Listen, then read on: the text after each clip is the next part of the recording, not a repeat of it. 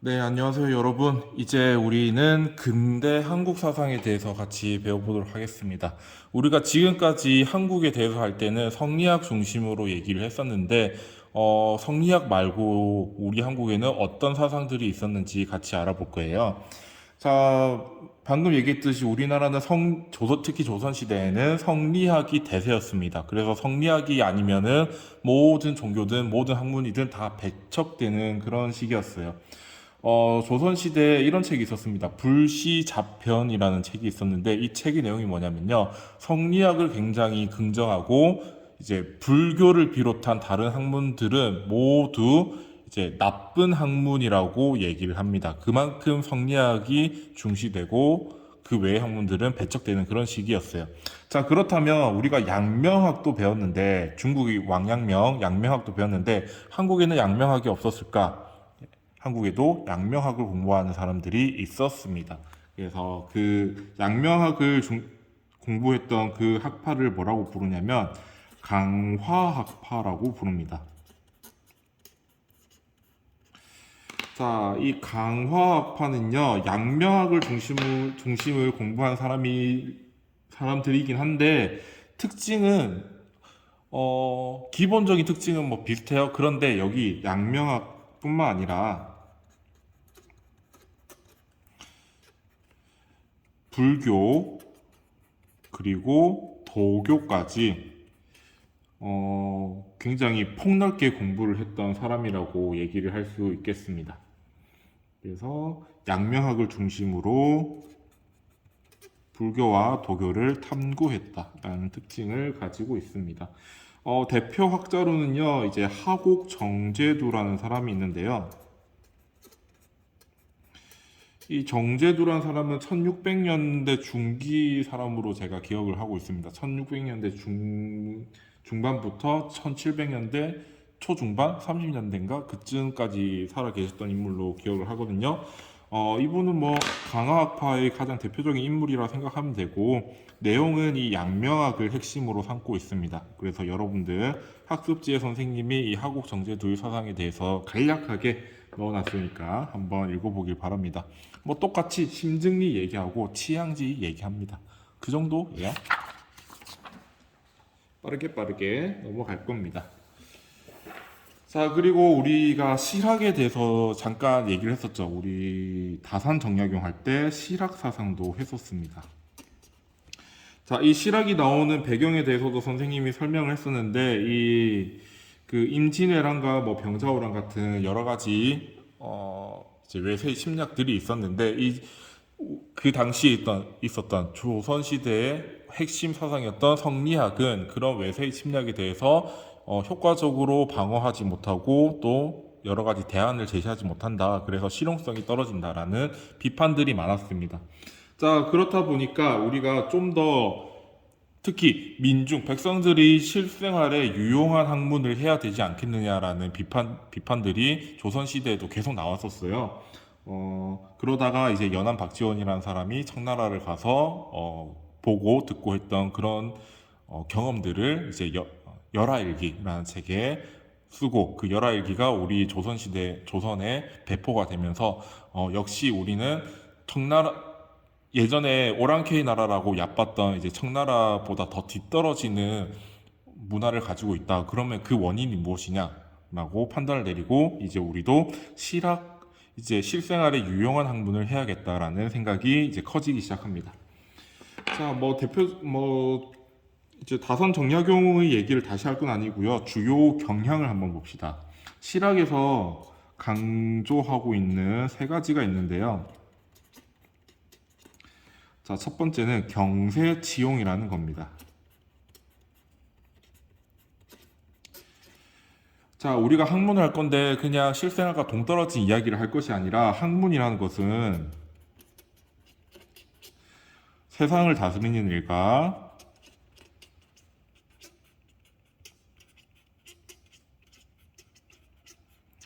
그리고 실제 생활에서 도움이 되어야 한다. 그래서 인간의 본성이 어떻니, 인간의 뭐 감정이 어떻니, 뭐 그런 구조적인 측면, 논리적인 측면 그런 거보다는 이제 현실에서 우리가 도움을 받을 수 있는 내용들을 공부하자라는 얘기를 하고 있습니다. 두 번째는 이용후생이라는 얘기를 하고 있어요. 자, 이 이용후생은 뭐 위의 내용과 비슷합니다. 학문은 실생활에 이롭게 쓰이고 삶을 풍요롭게 해야 된다. 그래야만 그 학문으로서 가치가 있다 라고 평가하고 있습니다. 자, 세 번째, 이거는 우리가 다산 정약용 할 때 얘기를 했던 거예요. 실사구시, 사실에 입각하여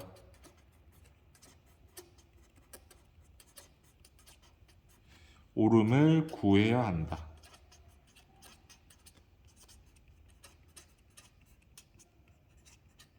라는 얘기를 하고 있습니다. 그래서 대표 학자로는요, 이제 연암 박지원이라는 연암 사람을 소개하고 있고요. 이제 이용후생이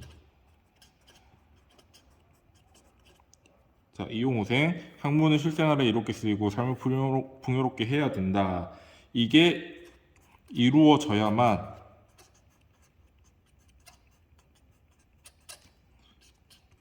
사람들이 덕을 가질 수 있다. 덕을 바르게 할 수 있다. 자, 우리 예전에 유교할 때 맹자 기억나나요? 맹자? 자, 맹자는 항산항심이라는 얘기를 했었습니다. 자, 백성들이 일정한 재산이 있어야만 그 일정한 도덕적인 마음을 가질 수 있다. 반대로 얘기하면 일정한 재산이 없을 때에는 사람들이 나쁜 마음을 먹기 쉽다라는 얘기를 했었죠.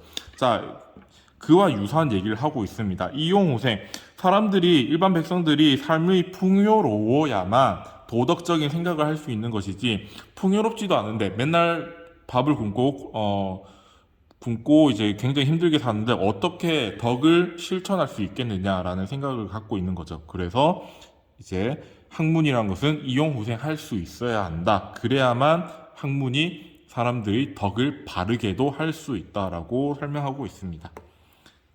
이렇게 실학 끝. 자, 이제 우리가 조금 시간을 넘어서 조선시대 한 1700년 중반 후반쯤으로 갈 겁니다. 이제 그때부터 우리는 근대 격변기라고 부릅니다.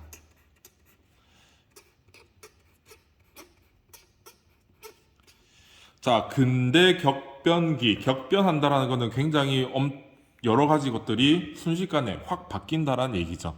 자, 그 말은 뭐냐면요. 1700년대 중반 후반부터요. 서양의 이제 제국들이 조선시대에 야, 너네도 우리 서양의 학문과 과학 기술들을 받아들여서 조금 서양화 됐으면 좋겠는데 라고 이제 협박이 아닌 협박을 합니다. 뭐 사실 우리가 보기에는 협박이에요.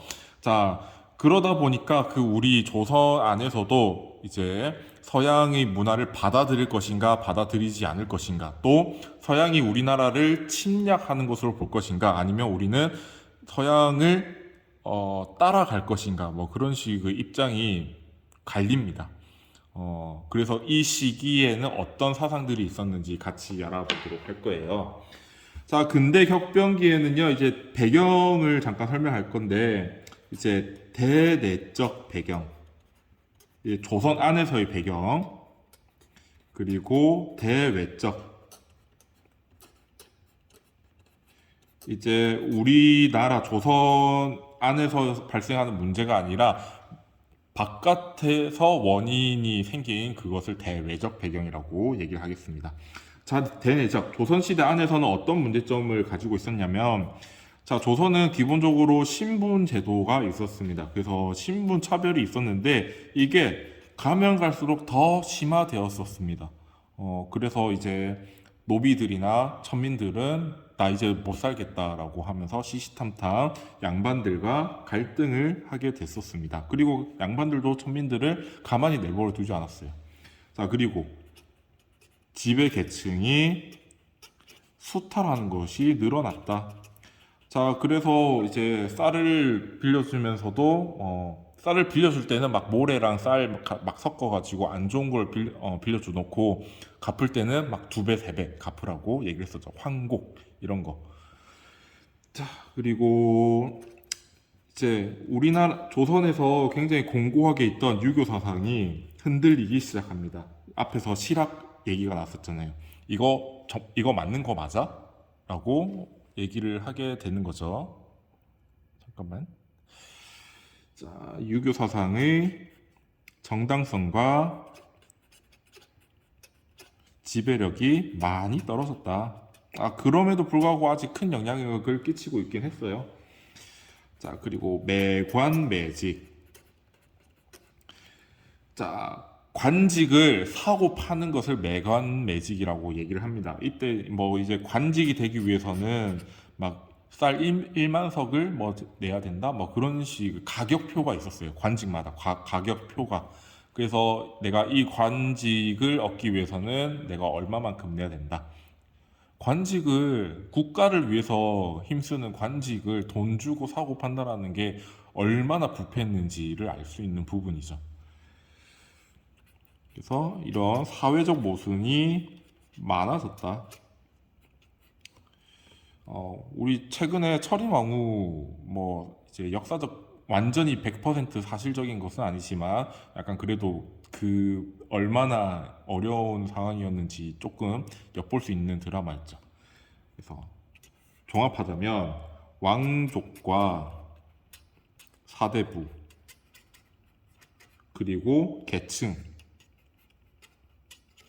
간의 갈등이 심화되었다라고 얘기할 수 있겠습니다. 자, 대외적 배경. 이제 서양이 우리나라를 침략하고자 호시탐탐 기회를 엿보고 있었죠. 자, 제국주의 열강. 자, 제국주의라는 것은요, 굉장히 강력한 그 군사적 힘을 바탕으로 이제 식민지화를 시키려고 노력했던 그런 국가들을 다 제국주의라고 부릅니다.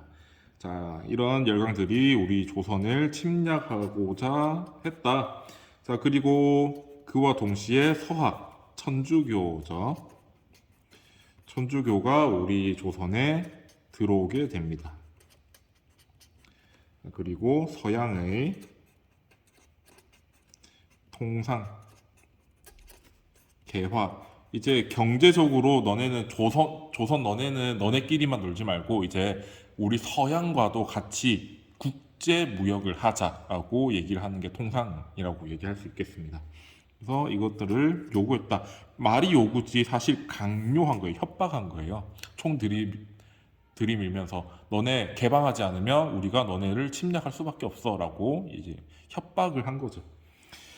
자, 그래서 종합하면 국가와 우리 조선에 있던 사상들이 보전 그리고 존립 자체가 위협받게 되는 상황이었습니다.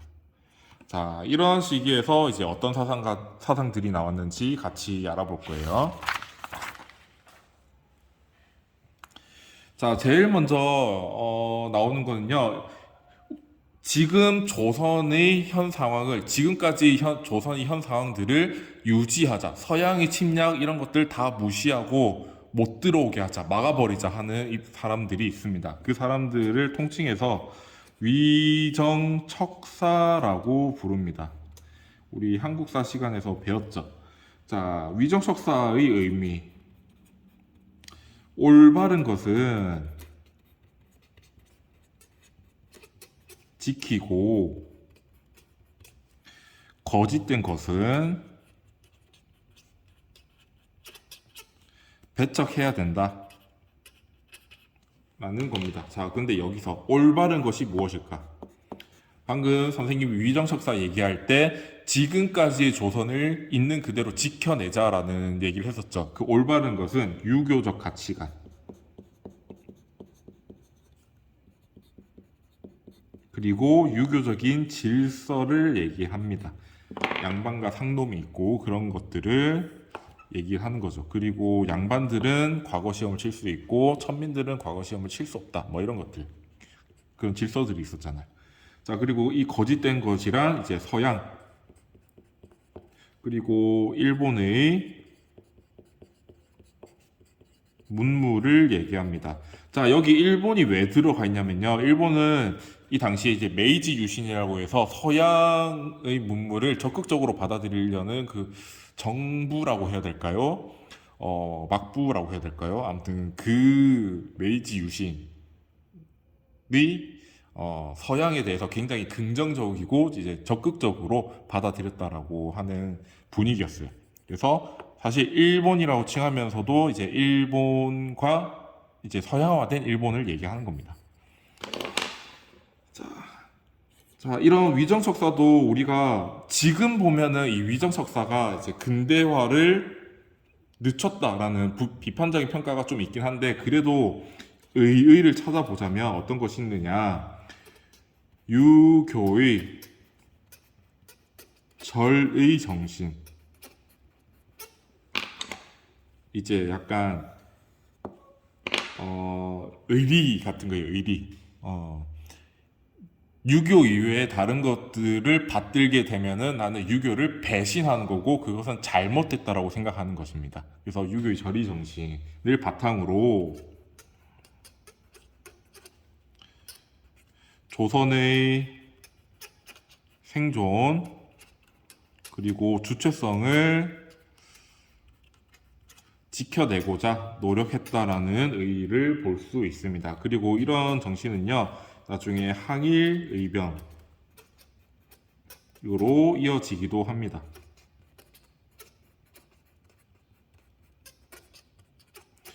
자, 이 항일의병장 중에서 최익현이라는 사람이 있거든요. 굉장히 고위 관직에 있던 사람인데, 이 최익현이라는 사람이 여기 위정척사의 입장에 들어가고 있습니다.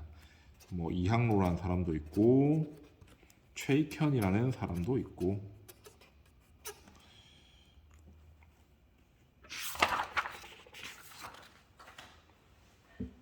자, 방금 위정척사는 서양의 문물을 절대 조금도 받아들이지 말자라는 입장이었으며, 우리가 이제 반대로 서양의 문물을 좀 받아들여 보자라고 생각하는 사람들이 있습니다. 그 사람들을 우리가 통칭해서 개화 사상이라고 부릅니다. 자, 개화. 자, 그런데 개화의 의미가 무엇인지 여러분들 잘 모르겠죠. 이게 사실 우리 한국에 있던 단어는 아니고 일본으로부터 건너온 단어라고 얘기가 되는데, 일단 이런 의미예요. 개발하여 변화시키고 새로운 곳에 나아가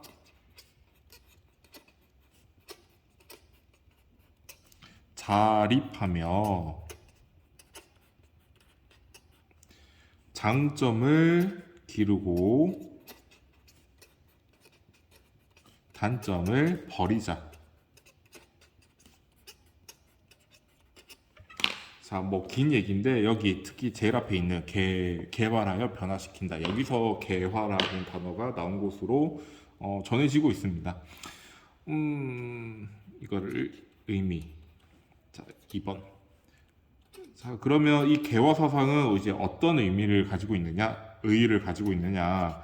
서구 문명을 있는 그대로 뭐 이제 억지로 내가 수동적으로 받아들이는 것이 아니라 우리가 스스로 나서서 저 기술 좀 좋아 보이는데 우리나라에 있으면은 좀 많이 좋아질 것 같아. 좀 유용하게 사용할 수 있을 것 같아.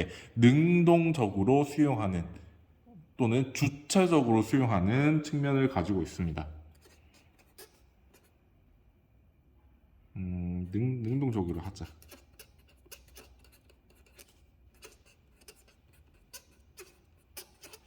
자, 그래서 수용해서 어떻게 하느냐? 그냥 가만히 내버려 두는 게 아니라 우리 나라를 위해서. 나라가 이제 풍요로워지고 이제 병사 군사력이 높아지는 그런데 또는 잘못된 부분들, 사회의 잘못된 부분들을 개혁시키는데 사용해보자라는 부분을 우리가 긍정적으로 평가할 수 있겠습니다. 자, 그런데 이 개화 사상은요, 이제 그 안에서도 좀 나눌 수 있습니다. 특히 유교적 질서를 유지한 채 서양 문화를 받아들일 것인지, 또는 유교적 가치관과 질서를 버리고 서양의 문물과 종교를 적극적으로 받아들일 것인지 그 입장 차이가 있거든요. 그거 분류 같이 알아보죠. 봅시다. 자, 온건 개화파랑 급진 개화파로 나눕니다. 자, 그리고 이 온건 개화파는 동도서기론이라고도 부르곤 있습니다. 자, 첫 번째 차이는요, 유교적 가치관, 질서를 유지하자라는 게 온건 개화파입니다. 자, 반면에 급진 개화파는요, 유교적 가치관과 질서를 거부합니다. 왜? 지금 조선이 겪고 있는 여러 가지 문제점들은 이 유교적 가치관과 질서 때문이라고 생각하는 사람들이에요. 그렇기 때문에 이 유교적 가치관과 질서를 버리고 새로운 것으로 이제 대체해야 된다고 생각을 하거든요. 근데 그 대체해야 되는 것이 뭐냐? 서양이라는 거예요. 서양에서 가져올 수 있다. 자, 그리고 전통적인 정치 체제, 이제 군주정이죠. 왕정, 전통적 정치 체제를 유지하자는 입장이고 이것을 거부하는 입장입니다. 급진 개화파는요, 여러분들 한국사 시간에 배웠을 이제 갑신정변을 생각하면 됩니다. 이제 의회를 만들자. 왕이 통치권을 가지는 것이 아니라 의회를 만들어서 의회가 통치를 하는 형태로 이제 우리가 바꾸자라는 얘기를 하는 사람들입니다. 자, 그리고 온건 개화파는요, 서양의 과학, 기술, 그리고 군사 제도 만 수용하자입니다. 이 만자. 이 과학 기술과 군사 제도만 받아들이고 이제 정신적인 측면이 있잖아요. 정신적인 측면. 그것은 동양의 것을 그냥 그대로 내버려 두자입니다. 그래서 동양의 도는 그대로 내버려 두고 기술적인 측면에서는 우리가 서양의 것을 받아들이자라는 입장입니다. 그래서 동도서기라고 부르는 거예요. 온건개화파는. 자, 반면에 급진개화파는요, 이 과학기술과 서양의 과학기술과 군사제도뿐만 아니라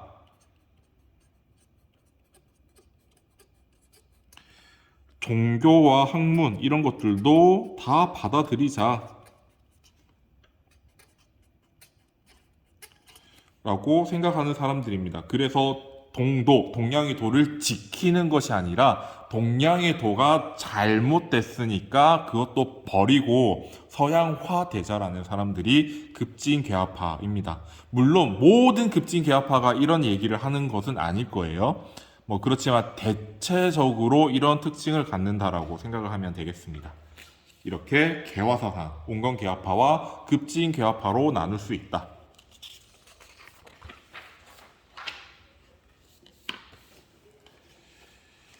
자, 이제 우리 말이 꼬여. 근대 격변기에서 우리나라에서 만들어진 종교들에 대해서 알아볼 거예요. 그것을 이제 신흥 민족 종교라고 부르는데, 신흥 민족 종교. 자, 세상이 워낙 혼란하다 보니까, 우리 조선이 워낙 혼란하다 보니까 뭔가 사람들이 의지하고 싶은 것이 있어요. 그런데 사람들이 의지할 때 무엇에 많이 의지하느냐? 종교에 많이 의지를 합니다. 왜? 종교적인 활동을 통해서 우리가 위안을 얻을 수 있다라고 생각하거든요. 그래서 인간의 가장 큰 특징이 종교적 존재였잖아. 자, 그래서 우리나라 근대에는 여러 가지 종교들이 생겼는데, 이때 주로 많이 흥했던 종교를 이제 신흥 민족 종교라고 부릅니다. 여기에는 뭐 동학도 들어갈 것이고, 뭐 원불교라는 종교도 있고요. 그리고 증산교라는 종교도 들어가 있습니다. 그 외에 뭐 여러 가지 종교들이 있었는데 우리는 대체로 이 세 가지를 얘기를 할 거예요. 자, 가장 먼저 우리가 이번 시간에 배울 것은요, 동학입니다. 동학. 자, 동학인데 먼저 이 세 가지 특징 봅시다. 신흥 민족 종교들이 갖고 있는 특징. 자, 얘들은 이제 일단은 우리나라에 있던 고유 사상 있죠. 뭐 우리는 배운 적이 없지만 뭐 풍류도, 화랑도죠. 뭐 화랑도나 경천 사상, 하늘을 숭배하는 그런 사상들, 그런 것들은 우리가 아주 예전에 우리나라에서 존재해 왔었거든요. 그런 고유 사상에 유교와 불교와 도가 사상, 이런 것들을 주체적으로 수용하고 있습니다. 자, 그래서 동학 원불교 증산교라는 것이 생겼어요. 자, 그리고 이 신흥 민족 종교는요, 생긴 이유 자체가 이 세상이 혼란스럽기 때문에 생겼잖아요. 그래서 이 세상을 바꾸고 싶어요. 그래서 사회 개혁을 얘기하는데, 자, 이 사회 개혁을 통해서 우리가 혼란을 극복할 수 있다라고 생각합니다. 자, 그리고 극복하는 수준을 넘어서 아예 완전히 새로운 세계를 만들어낼 것이다.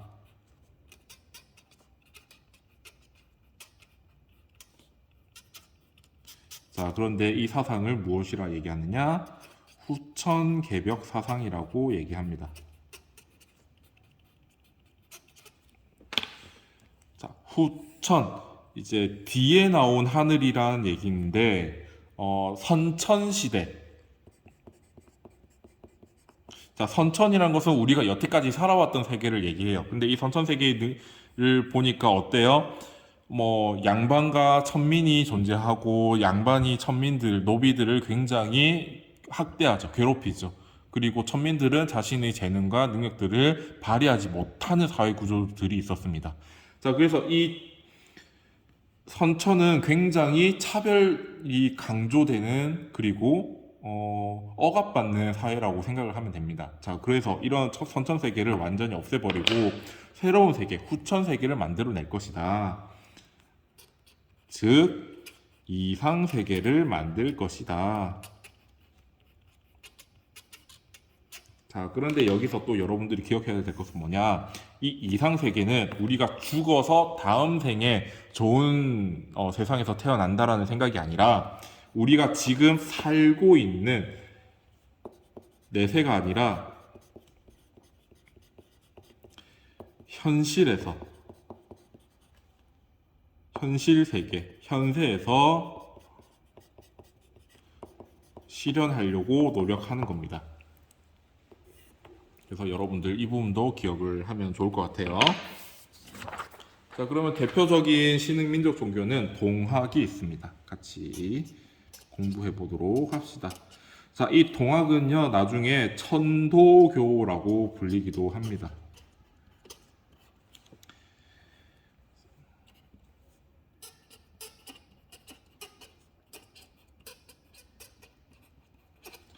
자, 동학은요, 일단 최재우라는 사람이 이제 창시를 했거든요. 이제 몰락한 양반 가문의 사람인데요. 이 사람이 어느 날 이제 새벽에 잠을 자다가 어떤 목소리가 들렸다고 합니다. 그래서, 야, 네가 최재우냐? 최재우야, 네가 서양 학문의 위협으로부터 우리나라 조선을 지켜야 될 것이다. 그래서 내가 너에게 깨달음을 주도록 하겠다라는 목소리가 들렸다고 합니다. 자, 그때부터 이제 최재우가 나는 이제 한울님으로부터 도를 받았다라고 얘기하면서 사람들한테 널리 자신이 들은 얘기들을 퍼뜨리기 시작합니다. 그때부터 이제 동학이라고 불리기 시작해요. 최재우가 창시했다. 자, 우리나라에 있던 고유 사상인 경천 사상. 이제 하늘을 받드는, 하늘을 공경하는 사상을 경천 사상이라고 얘기합니다. 자, 여기에다가 유, 불, 도 사상을 융합합니다.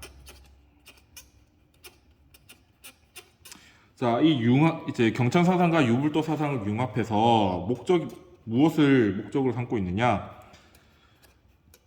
서양 학문의 또는 서양 종교의 침투를 막으려고 했습니다.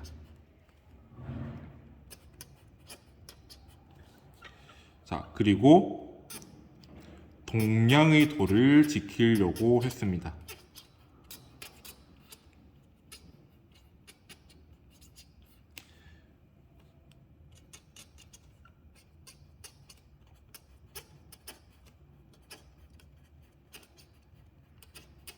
그래서 이렇게 하기 위해서 나는 동양에서 도를 얻었기 때문에 마땅히 동학이라고 부를 것이다 라고 얘기합니다.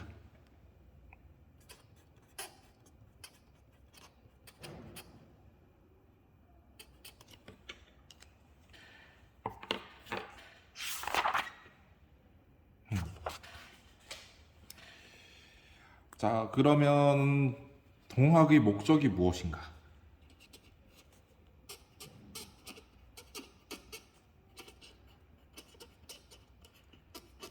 자, 동학의 목적. 첫 번째는요. 그러니까 동학이 어떤 것을 이제 실현하기 위해서 나왔느냐를 얘기하는 거겠죠. 첫 번째가 보국안민이라는 것이 나옵니다. 보국이에요. 국가 할 때 국, 보국안민. 이게 무슨 얘기냐면 나라를 어려움으로부터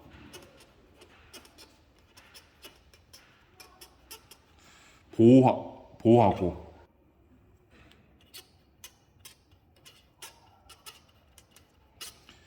그리고 백성을 편안하게 하는 것.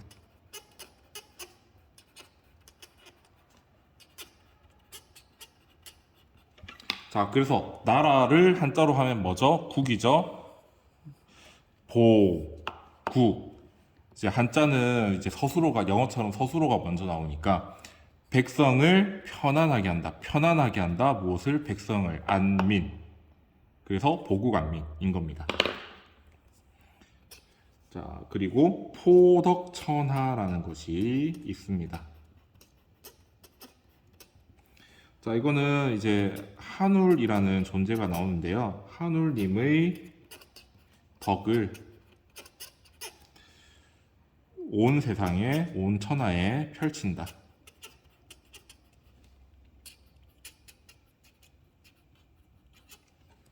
라는 얘기입니다. 그래서 동학은 이제 우리나라가 지금 굉장히 외세로부터 침략을 받는 그런 위협에 있으니까 동양이 정신으로 버티겠다, 보호하겠다라는 거예요. 그리고 당연히 마땅히 백성들이 지금 양반으로부터 수탈당하고 굉장히 많은 어려움을 겪고 있으니까 백성들을 편안하게 만들어주겠다라는 얘기입니다. 그리고 자신이 이제 최재우가 자면서 꿈결에 들었던 하늘님의 목소리, 하늘님이 나한테 가르쳐줬던 그 깨달음을 온 세상, 온 천하에게 알리겠다라는 목적을 가지고 있습니다.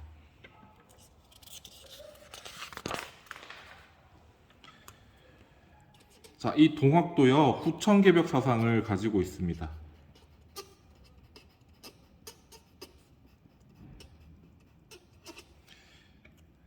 자, 먼저 선천시대. 이제 앞서 있던 세계를 얘기합니다. 자, 우리가 지금까지 살아왔던 시대, 선천시대는요, 굉장히 어둡고, 불평등하고, 또 서로 갈등하는 모습들이 대부분이었습니다. 자, 일반 백성들은요, 워낙 이제 억압받는 시대였다 보니까 항상 이제 침울하죠, 어둡죠, 미래가 보이지 않죠. 그렇기 때문에 굉장히 세상 살기가 어려웠습니다. 그래서 이제 어둡다라는 표현을 쓰는 거고, 당연히 불평등하고, 이제 양반과 천민, 일반 백성들이 뭐 갈등하는 것들은 너무나 쉽게 볼 수 있었죠. 이런 선천 시대였는데,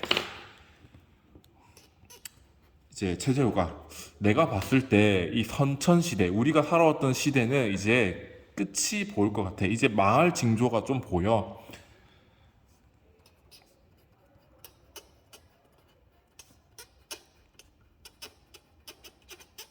자, 이런 망할 것 같은 선천 시대, 우리가 살았던 시대는 이제 끝이 날 거고 새로운 시대가 열릴 거야.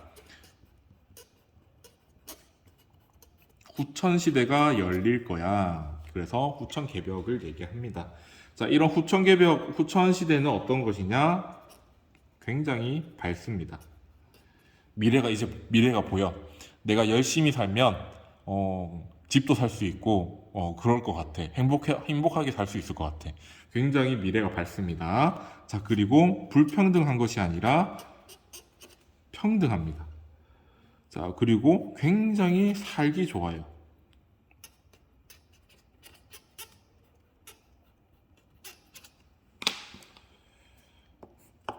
자, 일단 평등하다는 것부터 말 다 했죠. 얼마나 좋겠어. 자, 여기서 근데 평등하다라는 얘기를 했다는 것은 무슨 얘기일까? 자, 지금까지 우리가 살아왔던 이 불평등의 세계, 특히 이제 유교적인 가치관과 질서, 성리학이 판치던 가치관과 질서에서는 이제 남녀 차별 같은 것이 굉장히 심했고, 적소 차별도 굉장히 심했고, 계층 차별도 굉장히 심했습니다. 자, 그런데 후천개벽 시대에서는 평등하대요. 남녀노소 모두 평등하다. 자, 여기서 우리가 찾아낼 수 있는 것은 또 뭘까요? 유교적 가치관과 질서를 거부한다? 아니면은 승인한다? 당연히 유교적인 가치관과 질서를 거부한다라고 나오겠죠.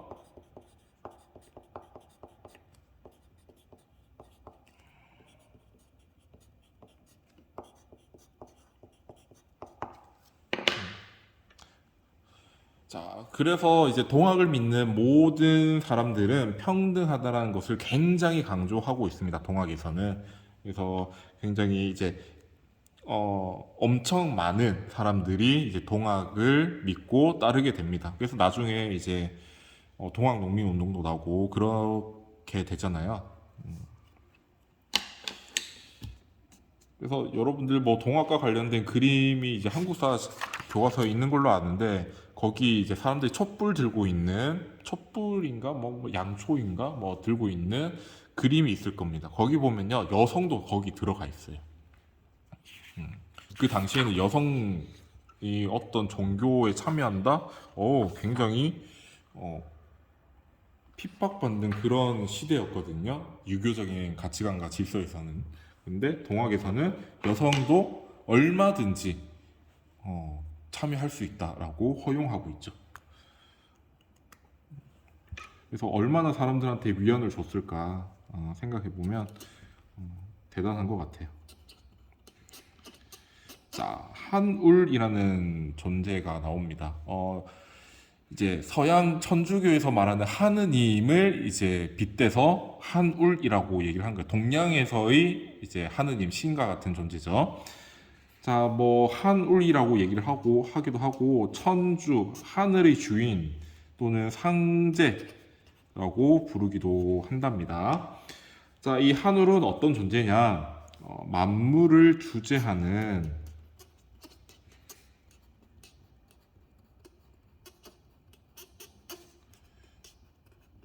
주제사이다. 그래서 길흉화복도 이제 주재한다라고 얘기해요.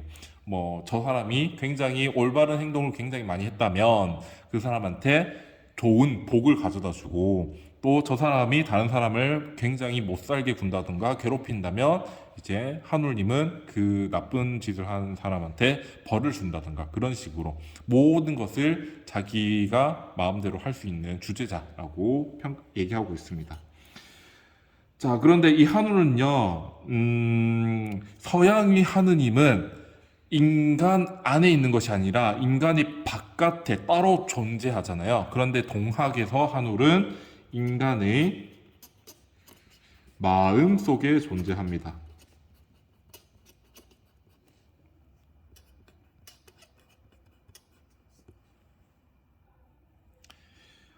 자, 그래서 이제 동학에선 이런 얘기를 해요. 모든 사람은 자신의 마음속에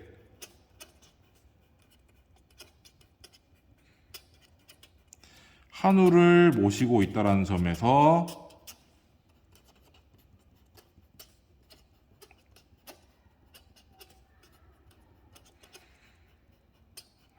모두가 평등하다라고 얘기하고 있습니다.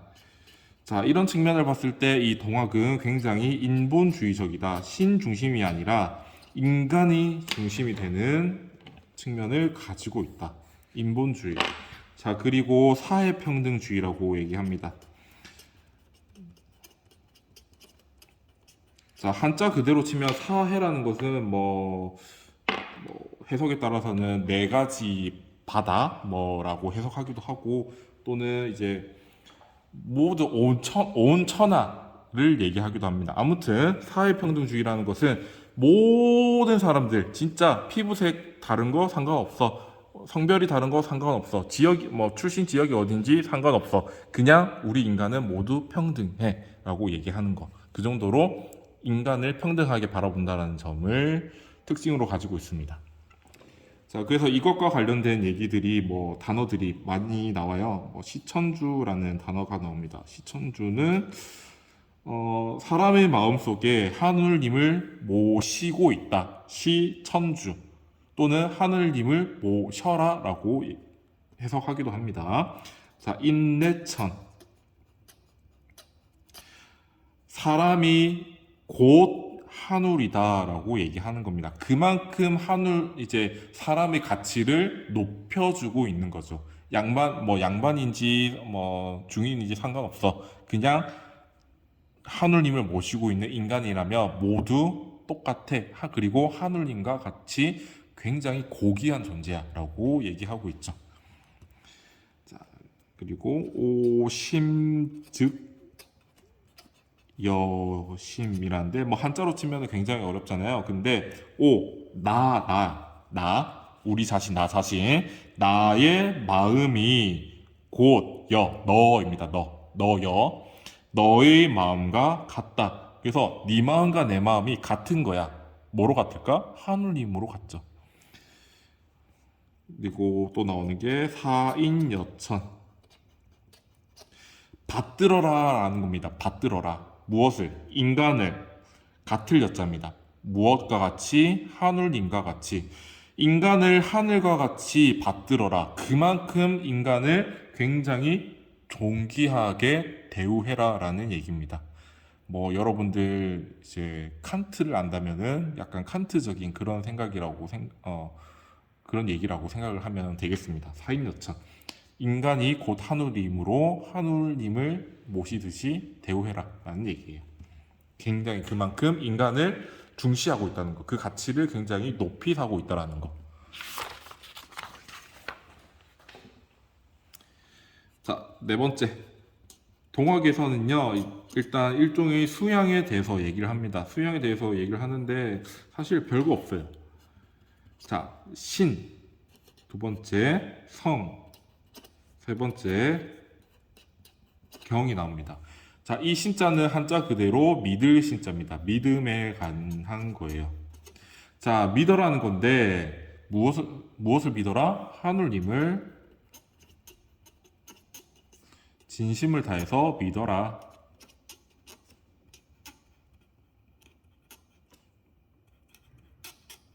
당연히 종교잖아요. 학문이자 종교잖아요. 하늘이라는 존재를 믿는 종교. 자, 그렇기 때문에 일단은 믿어야지. 그게 가장 먼저잖아. 두 번째, 정성. 자, 당연히 한우를 정성으로 모셔야죠. 내가 그냥 가짜로 믿기 싫은데 하면서 믿는 거는 아무 의미가 없죠. 내 온 마음을 다해서 모셔야죠.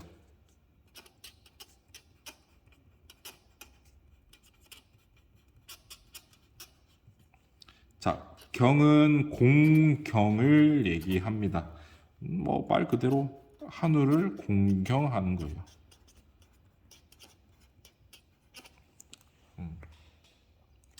이렇게 수양이라고 얘기를 하는데 뭐 사실 모두 한울과 관련된 얘기예요.